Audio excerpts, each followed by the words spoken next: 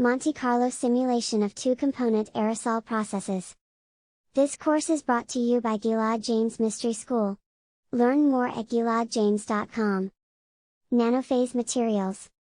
More than 30 years ago, Nobel Prize-winning physicist Richard P. Feynman mused that in the future, when scientists have learned how to control the arrangement of matter on a very small scale, they would see materials take on an enormously richer variety of properties. In recent years, considerable attention was focused on the production of these materials, so-called nanophase materials.These materials, also referred to as nanostructured, nanocrystalline, or nanometer-sized crystalline solids, are single-phase or multiphase polycrystals, with dimensions of the order of 1 to 100 nanometers. They can be classified according to the number of dimensions of the grain in the nanometer range as shown in Table 1. A general review of nanophase materials is found in references 2 and 3. Classification of nanophase materials. Compared to conventional materials, nanophase materials possess unique advantages with respect to properties and processing. As grain size decreases down to the nanometer size range, nanophase metals generally get stronger and harder, while nanophase ceramics show ductility, even superplasticity, at lower temperatures than conventional brittle ceramics. For example, 1000% increase in fracture stress, 2000% increase in magnetic susceptibility, 25% decrease in density, and 165% improvement in critical temperature for superconductivity have been observed in nanophase metals. As an example, shows the stress-strain curve for A, nanophase, 14 nanometers, PD sample compared with that for a coarse-grained, 50 m, PD sample and B, nanophase, 25 nanometers, CHU sample compared with that for a coarse-grained, 50 m, CHU sample. It shows that the yield stress for nanophase materials for these two materials is higher than the conventional material. Stress-strain curve for A, nanophase, 14 nanometers, PD sample compared with that for a coarse-grained, 50 m, PD sample, and B, nanophase, 25 nanometers, CHU sample compared with that for a coarse-grained, 50 m, CHU sample. These unique properties arise because of the dramatic grain refinement and the novel characteristic of grain boundaries.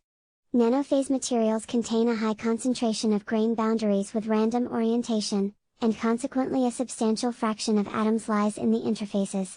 For example, when grain size is about 5 nanometers, there are approximately 1019 boundaries/cm3 with random orientation and 50% volume fraction of atoms at the interfaces. The volume fraction decreases to about 30% for 10 nanometers grains and to about 3% for 100 nanometers grains. Is a schematic representation of a nanophase metal. The increase in strength of nanophase material stems from the smaller grain sizes, which cause a change in the fundamental mechanism of plastic deformation. In conventional metals, the fundamental mechanism is dislocation migration, where rows of missing atoms within the lattice, dislocations, migrate in the direction opposite of an applied stress. The result of this migration is that dislocations pile up on one side of the grain, and thus the grains themselves are deformed. The ease of migration of these dislocation lines is related to the length of the dislocation line. Longer lines migrate more readily than shorter lines.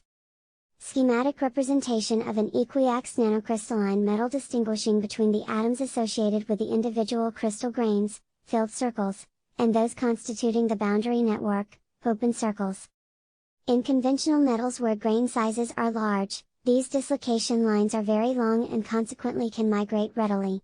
In nanocrystalline materials where grain sizes are very small, the dislocation lines are very short, and do not migrate readily. Dislocation migration is then effectively shut down as a mechanism of plastic deformation in nanocrystalline materials. Grain boundary sliding becomes the active mechanism of deformation in nanocrystalline materials.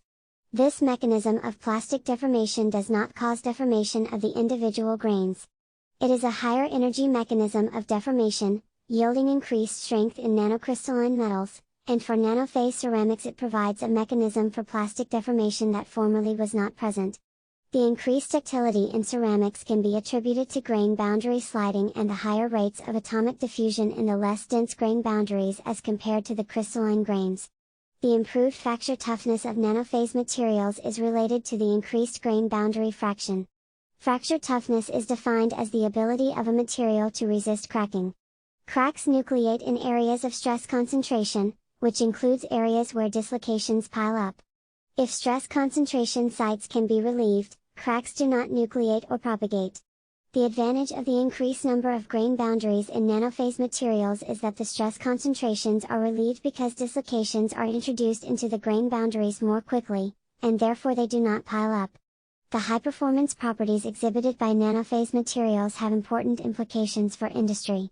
For example, several tool companies are expected to introduce stronger, tougher, long-lasting cutting tools, drill bits, and wear parts composed of ultrafine grain cobalt/tungsten carbide composites.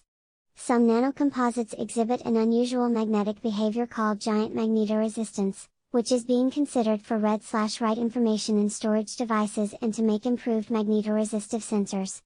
Another application under consideration is solid-state magnetic refrigerators based on the megacaloric effect by which heat is reversibly absorbed and discharged when small ferromagnetic particles are aligned by magnetic fields. In addition, unusual magneto-optical characteristics of nanostructured iron oxide are expected to be applicable for high-definition color copiers. Production of nanophase materials typically involves two steps: powder preparation and powder consolidation. To better appreciate the required specifications of the starting powders, we will consider powder consolidation first.